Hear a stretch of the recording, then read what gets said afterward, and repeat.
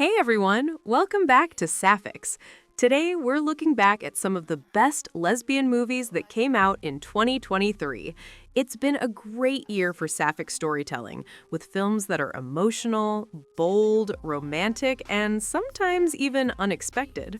From hilarious comedies that went viral to those deep, emotional indies that stay with you for days, we're breaking down the best of the best.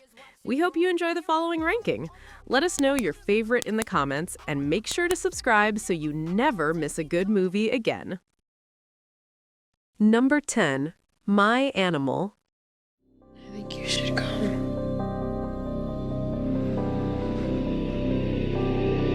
What are you?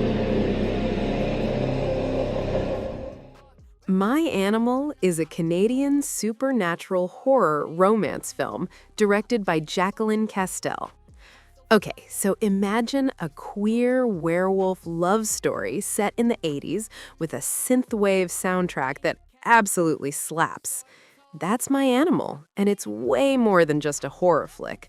Heather, this small-town hockey player, is dealing with some serious family baggage and a dark secret she's been hiding her whole life. Then she meets Johnny, a figure skater who's everything Heather's been afraid to be. Confident, free, unapologetically herself. As their relationship deepens, Heather's lycanthropy becomes this powerful metaphor for repressed desire and identity. Bobby Salvor Menuez is magnetic as Heather, bringing this vulnerability and intensity that makes you feel every moment of her struggle.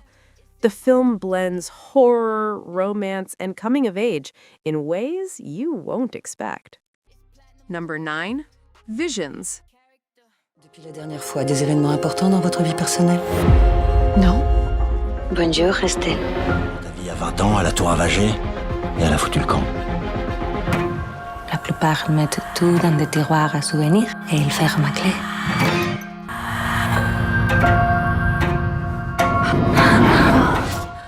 Visions is a French thriller film starring Diane Kruger. The story revolves around Estelle, a professional airline pilot who lives an ideal life with her husband, Guillaume.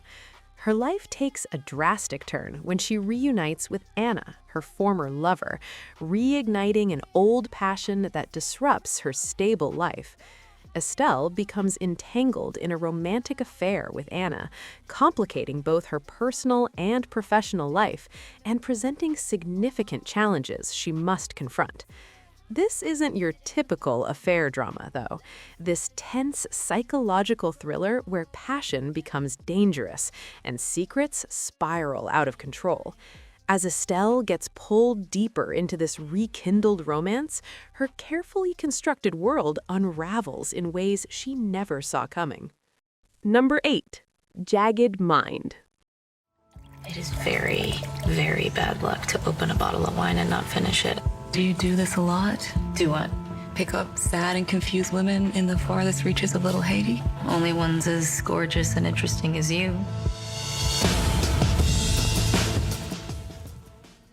Jagged Mind is a psychological horror thriller directed by Kelly Colley. The film follows Billy, a young art curator living in Miami's Little Haiti. She meets Alex, a charming and mysterious woman, at a bar, and they quickly begin a romantic relationship. Soon after, Billy starts experiencing strange blackouts, gaps in her memory, and disturbing visions that she can't explain. At first, Billy thinks her symptoms might be linked to her mother's history of dementia. However, as the episodes become more frequent and intense, she realizes something more dangerous may be happening. The blackouts seem connected to unsettling time loops, where she repeatedly experiences certain moments with slight changes, making her question what is real and what is not. As Billy's trust in Alex begins to waver, she investigates the cause of her condition, uncovering secrets that put her mental and physical safety at risk. The movie combines horror and thriller elements, building suspense through psychological tension rather than jump scares. Number 7, Cora Bora. They were almost out of the lemon lime, but I managed to get the last case. Surprise! Surprise! Cora! Hey! How are you? You look so good. I'll give you guys a minute. Yeah, thanks, girl. She's neat. What is she, like 5'1"? 5 foot? Yeah, something like that. Cora Bora is a comedy drama film directed by Hannah Pearl Utt. Meet Cora. She's broke, her music career's going nowhere, and she just found out her long-term girlfriend wants to see other people. Oh, and she maybe forgot to actually break up with her before hooking up with someone new. Yeah, it's messy. Cora is in an open relationship with her girlfriend Justine, but as she feels increasingly distant and disconnected from Justine, she decides to return to her hometown of Portland to rekindle their relationship. However, upon arriving, Cora finds that things are more complicated than she anticipated. She must navigate her feelings of jealousy, insecurity, and love, while also dealing with family dynamics and her own personal growth. Number 6. Eileen. This young lady is our new prison psychologist. She may be easy on the eyes, but I assure you, she is very smart. It's the 60s, and Eileen works at a juvenile detention center in this bleak New England town. She lives with her alcoholic father, has 0 friends, and her life is basically a monotonous nightmare. Then, Rebecca shows up. Rebecca's the new counselor, glamorous, confident, everything Eileen isn't, and Eileen becomes completely obsessed. What starts as fascination quickly turns into something darker and way more twisted. Thomasin McKenzie plays Eileen with this simmering intensity that's genuinely unsettling. You watch her transform from meek and invisible to something you can't look away from. Anne Hathaway as Rebecca, absolutely magnetic and deeply unnerving. I have my own ideas. Kind ideas. You can never tell anyone, do you understand? Promise me. Okay. Number 5. Silver Haze. What you been doing? What's your problem? Are you scared? I'm scared. You nervous? No. What the fuck's this? You little slags, Mom! You fucking got shame on this fucking family! So embarrassing. Silver Haze follows Frankie's, a 23-year-old nurse living in Rotterdam, and she's covered in burn scars from a fire that nearly killed her as a teenager. She's angry, reckless, and obsessed with finding out what really happened that night. She's tough, emotionally guarded, and trying to make sense of the pain that's never really gone away. Working night shifts at the hospital, Frankie meets a patient's father who becomes her unexpected escape from the pain. Their relationship is intense and complicated, giving her something to hold on to while she spirals deeper into her own investigation. Vicky Knight delivers this raw, fearless performance that's impossible to ignore.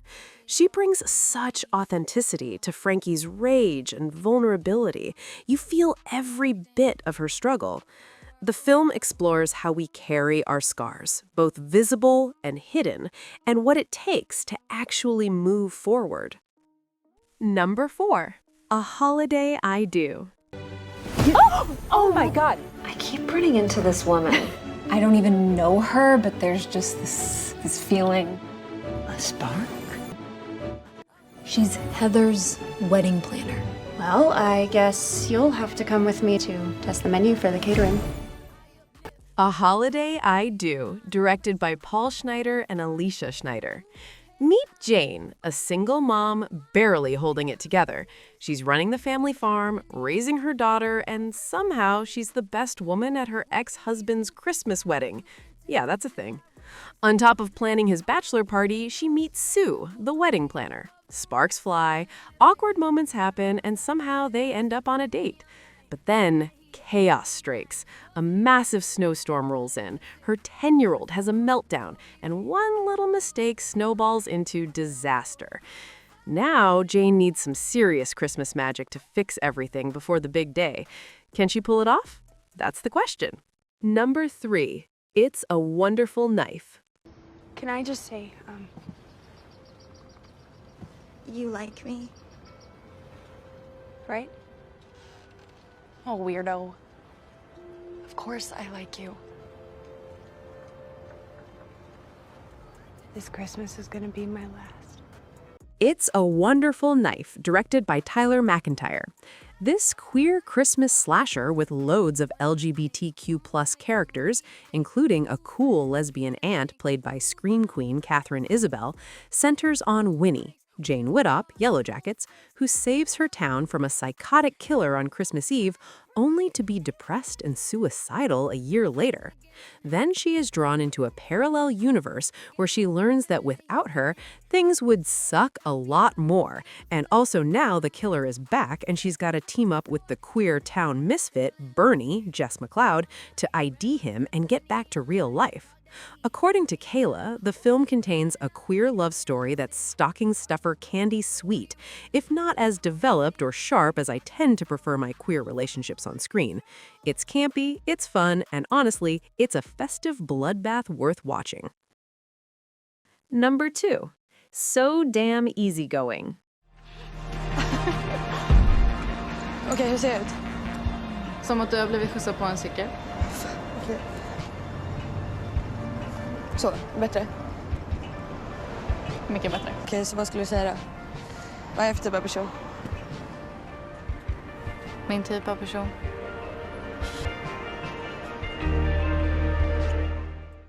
This Swedish coming-of-age film follows Joanna, broke and has ADHD, an 18-year-old about to graduate high school who's desperately trying to keep everything in her life perfectly controlled and easygoing. Spoiler alert, nothing stays easy. Joanna's dealing with a lot.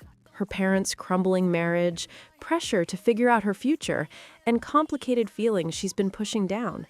When she develops intense feelings for another girl, everything she's been suppressing starts bubbling to the surface in ways she can't ignore anymore.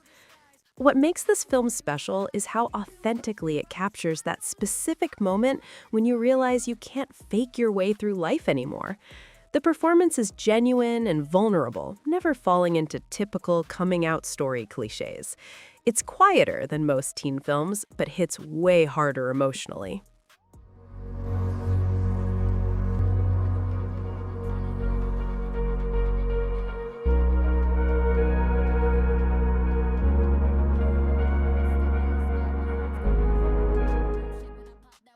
Number 1. Balaban. Bonjour, je m'appelle Ardak. Bonjour, je m'appelle Жанна. Давай сбежим. Куда? Париж. Balaban is actually a Kazakh drama. This 2022 film follows teenagers in Kazakhstan, navigating life, identity, and relationships in ways that feel raw and authentic. The story centers on young people dealing with the complexities of growing up in contemporary Kazakhstan, exploring themes of self-discovery and connection. The director brings a fresh perspective to coming-of-age cinema, capturing the specific cultural context while telling a universally relatable story. What makes Balaban stand out is its honest portrayal of youth without the usual Hollywood polish. These characters feel real, messy, confused, trying to figure out who they are and where they fit in a world that doesn't always make space for them. The film showcases Kazakh cinema's growing voice in international film festivals, offering perspectives we don't often see in mainstream media. Onaran's direction is intimate and observant, letting moments breathe naturally. Из-за тебя одни проблемы. Где она?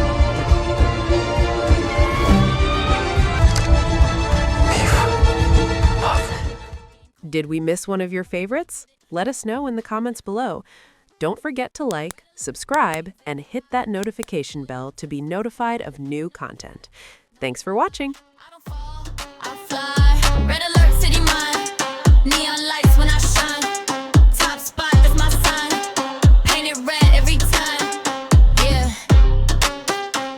Yeah. Get a lip. Take over. Red light.